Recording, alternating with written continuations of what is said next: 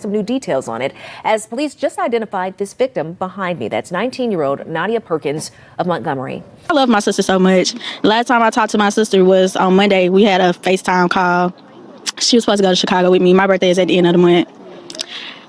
So yeah, right now I'm really hurt. Yeah, that's all I can say. The last time Nadia spoke to her parents, it didn't sound like anything serious. Just a normal Tuesday night call. She was frustrated about a test, talking through it. The kind of conversation families have all the time. Nothing about it felt urgent. Nothing about it felt final. But a week before that call, her father had already told her something directly. Don't keep going over there. He had seen enough. Something about the situation didn't sit right with him. And he said it out loud. Then Wednesday morning came. Just after 9 a.m., police were dispatched to an apartment on Julia Street in Huntsville, Alabama, reports of gunfire. When officers arrived, there was no chaos outside, no one running, no sign of what had just happened, until they stepped inside. And everything changed. Later, Nadia's parent would speak publicly. This is what her father said, but by then, the warning he gave her was already too late. And the more you look into what happened in those final days, the harder one question becomes to ignore. How does something go from a warning to this in just a matter of days? Before we get into this story, if you're new here, this is True Crime Stories Chronicles, where we break down real cases just like this one. If you find stories like this important, take a second to subscribe and let me know in the comments where you're watching from. I always like to see how far these stories reach. Now, the young woman at the center of this case was Nadia Elise Perkins. She was only 19 years old, a college student with her life just starting to take shape. She had recently stepped into a new chapter, away from home, building something for herself in Huntsville. Classes, new routines, new people, the kind of phase where everything feels open, full of possibility. To the people who knew her, Nadia wasn't reckless. She wasn't someone you'd expect to end up in a situation like this. But somewhere along the way, she met someone. And that decision would change everything. Nadia Elise Perkins was at that point in life where everything still felt open. At 19 years old, she had already taken a step many people her age hesitate to make, leaving the comfort of home to start something new. She had enrolled at Alabama A&M University, moving into a different environment, meeting new people, and trying to shape a future for herself. It wasn't just about school. It was about independence. To those who knew her, Nadia carried herself with a quiet determination. She wasn't loud or attention-seeking, but she wasn't withdrawn either. She had a presence that felt genuine, someone who could move between spaces comfortably, someone people felt at ease around. The kind of person who listened more than she spoke, but when she did speak, it meant something. Her life wasn't complicated on the surface. Classes, assignments, conversations with friends, adjusting to college life. It was the routine of someone building a foundation. There were likely early mornings, days that felt too long, and nights where she stayed up thinking about what she wanted next. Like most young adults, she was still figuring things out, but she was moving forward. And behind all of that was her family. The people who had watched her grow up. The ones who knew her habits, her personality, the way she thought. There's something about family intuition. It doesn't come from nowhere. It's built over years of observing, understanding, and protecting. And from everything that's known, Nadia's family cared deeply about her. She wasn't navigating life completely alone. She had people who paid attention, people who noticed things, people who spoke up when something didn't feel right. That kind of support system is what makes cases like this even more difficult to process. Because when someone is surrounded by people who care, you assume there's a layer of safety. You assume that if something is off, someone will catch it in time. But life doesn't always work like that. Sometimes the people closest to you can see the signs clearly, while you're still trying to make sense of them. Nadia's days in Huntsville were likely filled with small moments, walking across campus, checking her phone between classes, having conversations that felt normal, even routine. Nothing about her life suggested that it was about to be cut short. That's what makes this so unsettling. Because there's no visible line where things suddenly shift. No obvious moment where everything clearly changes. It happens quietly. gradually, until one day, it's no longer something you can step away from. And somewhere within those normal days, Nadia made a choice. A decision that, at the time, may have seemed like just another part of her life, something ordinary, something manageable. But it wasn't. Because while she was continuing her routine, focusing on school, building her independence, there was someone else entering that space. Someone who didn't see things the same way she did. Someone her family didn't trust. They start with something that feels completely normal, until it isn't.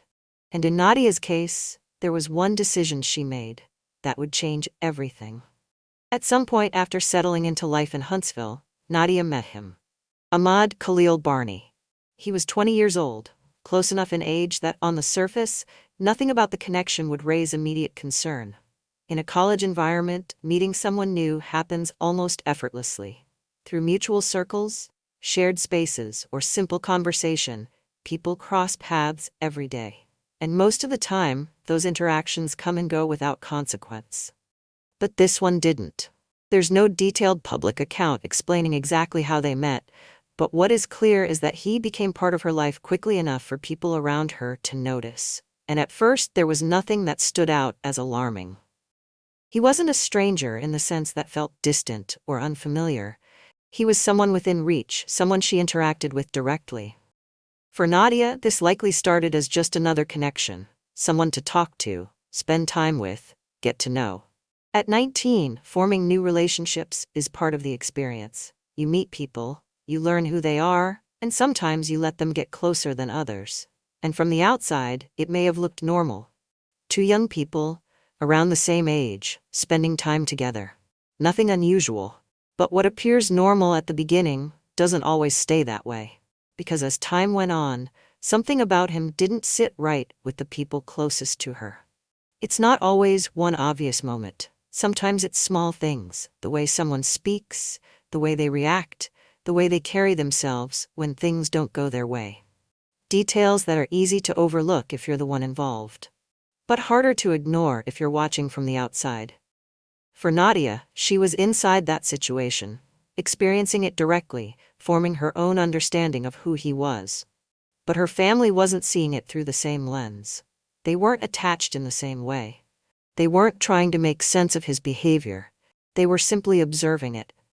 And what they saw raised concerns. Whether it was how quickly he became involved in her life, or the way he interacted with her, something about him didn't feel right to them. Not enough to create immediate distance, but enough to spark questions. And those questions turned into warnings. Because when people who know you well begin to speak up, it's rarely without reason. But from Nadia's perspective, things may not have felt as serious. At that stage, relationships can feel new, exciting, even reassuring. It's easy to focus on what feels good in the moment and overlook what doesn't fully make sense yet, especially when nothing has crossed a clear line. At least, not yet. Still, there were early signs that something was off. Not loud, not obvious, but present. And that's what makes situations like this so difficult to recognize in real time. Because the shift doesn't happen all at once. It builds, until the difference between what's normal and what isn't becomes harder to separate. And while Nadia continued to move forward, balancing her life, her routine, and this new connection, her family was watching from a distance, noticing things she didn't, or maybe things she chose not to see. Either way, there was a gap between what she believed and what they were beginning to understand. Because her family noticed something she didn't, and it wouldn't be long before that difference mattered. It didn't take long for the concern to turn into something more direct. At first, it may have started as simple questions. Who is he? How did you meet him? What's he like? The kind of questions families ask when someone new enters your life. But over time, those questions changed in tone. They became more pointed, more serious. Because something about him didn't sit right. Nadia's family wasn't reacting to one dramatic incident. It wasn't a single moment that triggered alarm. It was a collection of impressions. Small observations that, when put together, formed a feeling they couldn't ignore. And eventually, that feeling turned into words. We don't trust him. That kind of statement doesn't come lightly, especially from people who know you well. It's not based on assumptions alone. It comes from instinct, from experience, from noticing patterns that don't feel safe. For Nadia, hearing that may not have been easy. At 19, being told who you should or shouldn't trust can feel like a challenge to your independence. You're trying to make your own decisions, figure things out on your own terms. So when the people closest to you step in with concern, it can feel like they're questioning your judgment. And that creates tension. Because now it's no longer just about the relationship, it's about choosing between perspectives. On one side, there's family. People who have been there from the beginning. People who are trying to protect you, even when you don't fully understand why. On the other side, there's the person you've allowed into your life.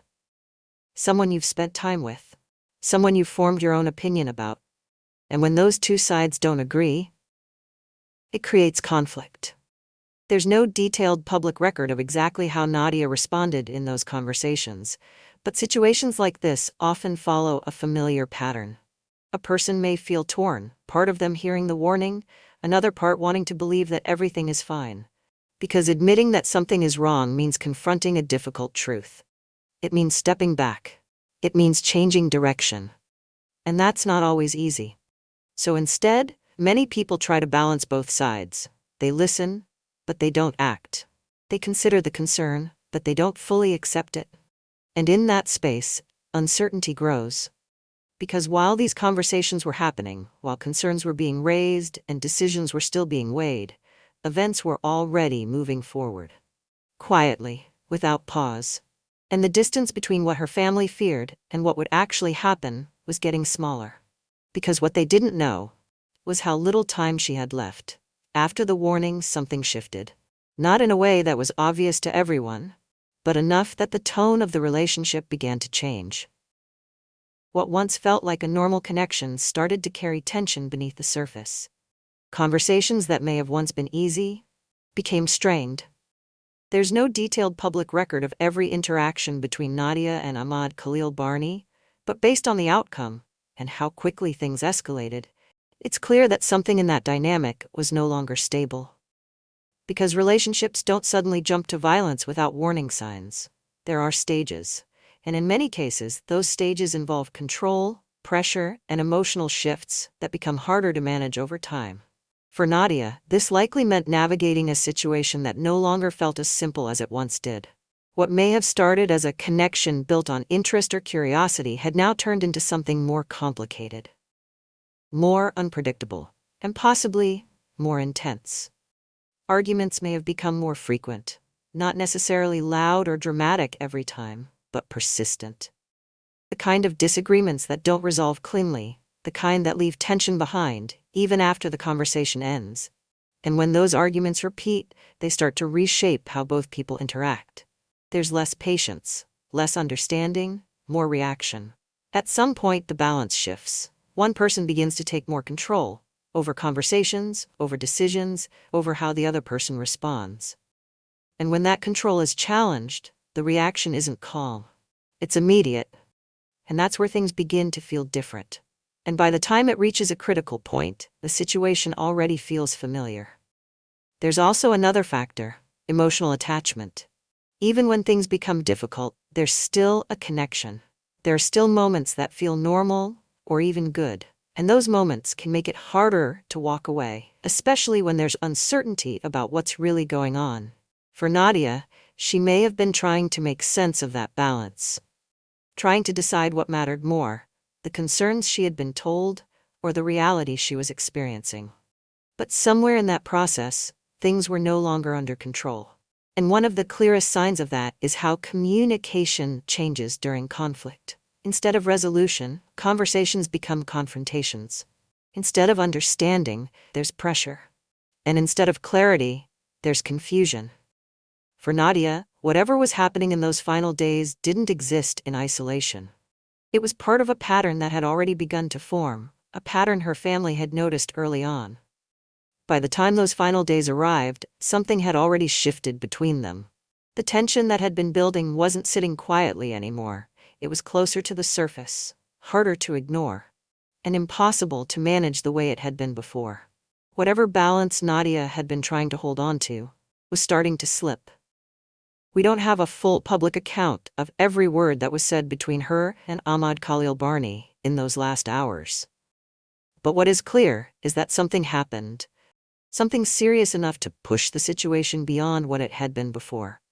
It may have been an argument, it may have been a decision, or it may have been a realization that whatever this relationship had become, it was no longer something she could continue.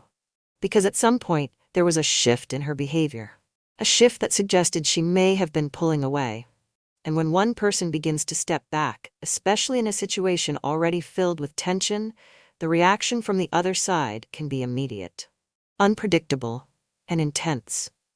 For Nadia, that moment, whatever it looked like exactly, placed her in a situation where things were no longer stable. Whatever had been building beneath the surface was now fully present, and there was no way to slow it down. March 4th began like any other weekday morning. Just after sunrise, the apartment complex on Julia Street in Huntsville was slowly coming to life. Doors opened, people stepped out to start their day, and the quiet rhythm of a normal morning settled in.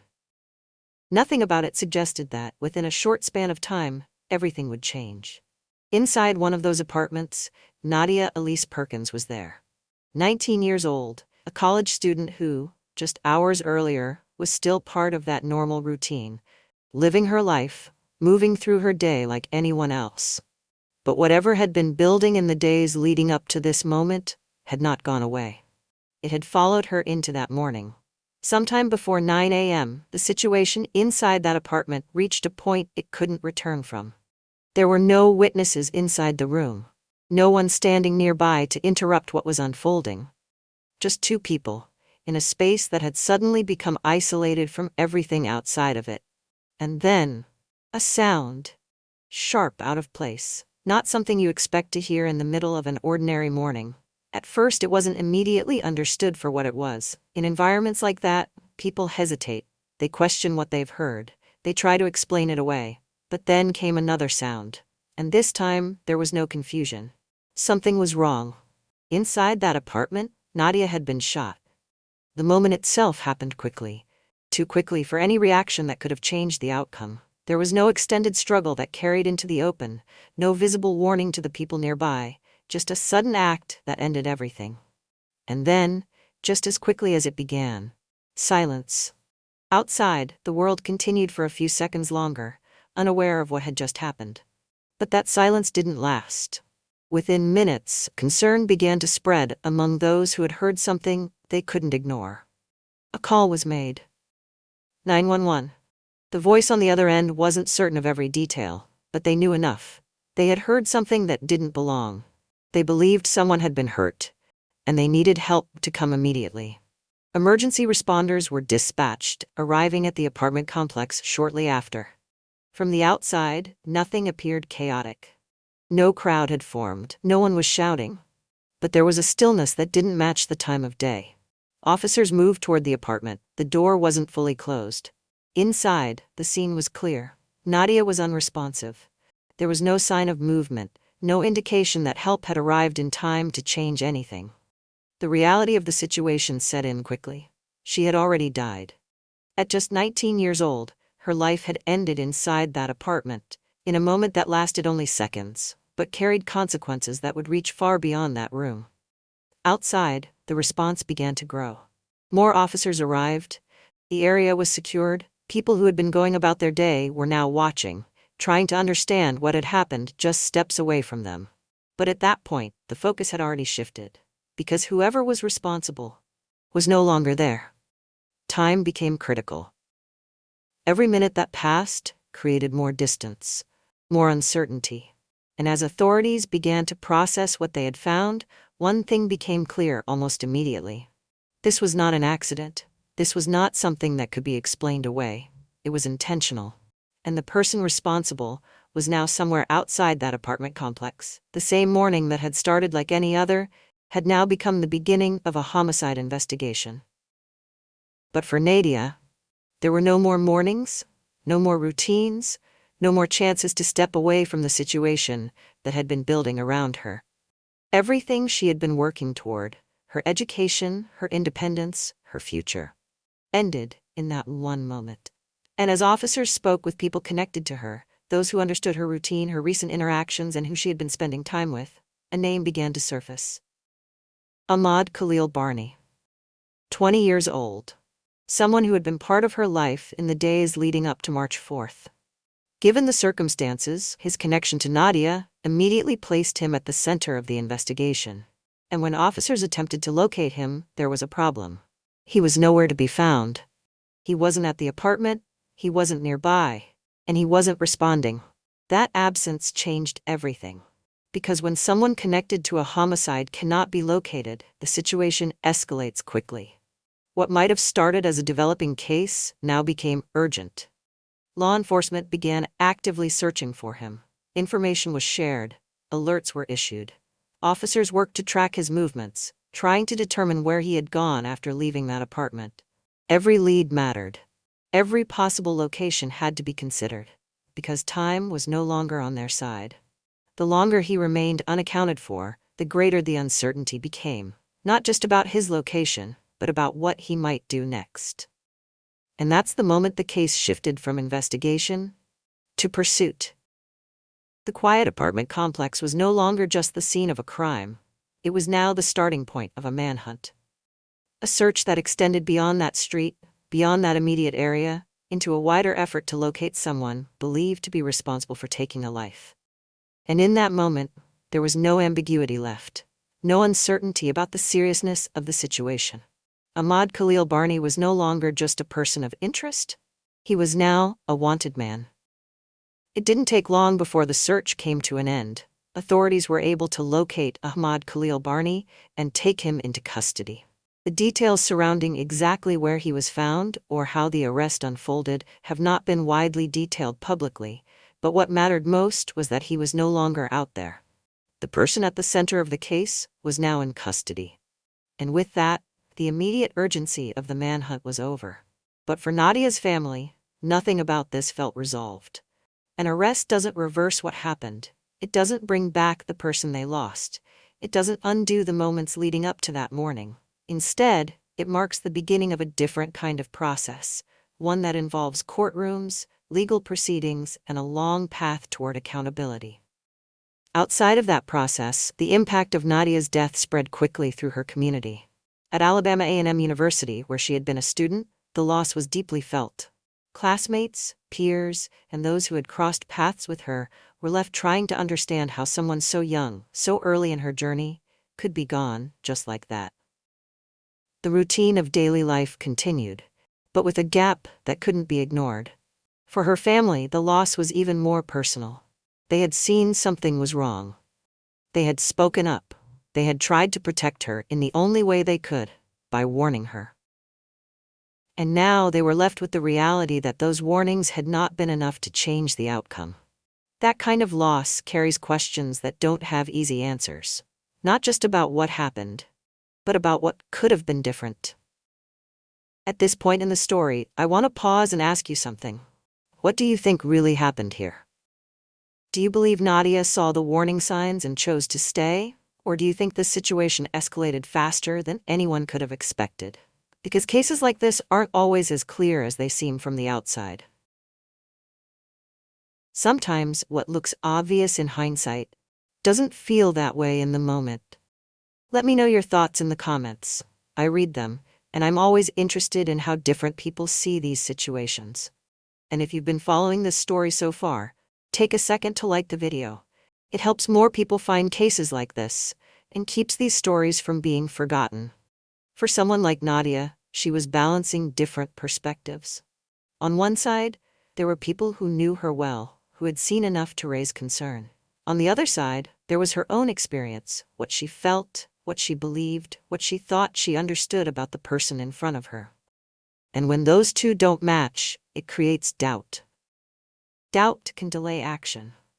It can make someone wait longer than they should, hoping things will settle, hoping what feels uncertain will eventually make sense. Another factor is how quickly situations can escalate once tension is already present. When disagreements become more frequent and reactions become more intense, the space for calm decision-making gets smaller. What might have been resolved earlier becomes harder to manage, and in those moments, everything moves faster. Faster than expected. Faster than anyone around the situation can respond. That's what makes these cases so difficult to process afterward, because once the outcome is known, it's easy to look back and connect the pieces. But when it was happening in real time, those pieces didn't look as clear. For viewers watching this, there's something important to take from it. Pay attention when multiple people who know you well express concern about the same person. That kind of consistency doesn't happen without a reason. Also, don't ignore changes in how situations feel over time. If something that once felt normal starts to feel different, more tense, more uncertain, that shift matters. And finally, understand how quickly things can move once a situation reaches a certain point. There isn't always a long window to step away. Sometimes, the difference between a situation staying manageable and becoming dangerous is just a matter of time. And in this case, that time ran out. Before everything that happened on March 4th, Nadia Elise Perkins was simply living her life. She was a 19-year-old college student, adjusting to a new environment, building her independence, and stepping into a future that was still wide open. Her days were filled with the same kinds of moments most people her age experience. Classes, conversations, plans for what comes next. There was nothing about her life that suggested it would end the way it did. That's what makes this so difficult to accept. Because when a life is taken this early, it's not just about the moment it ended. It's about everything that doesn't get to happen afterward. The goals she hadn't reached yet, the experiences she hadn't had yet, the time her family expected to still have with her. All of that was taken in a single moment. And for the people who knew her, the loss isn't something that fades quickly. It becomes part of their reality, something they carry every day, shaped by the fact that she should still be here. What also remains is the memory of those warnings. If stories like this matter to you, if you believe these cases deserve to be heard and remembered, take a moment to support the channel. Like this video, share it with someone, and subscribe to True Crime Stories Chronicles so you don't miss future cases. Every interaction helps keep these stories visible and keeps the focus on the people behind them. And before you leave, I want to hear from you. What stood out to you the most in this case? Drop your thoughts in the comments, because conversations like this matter, and making sure these stories are never forgotten starts with all of us.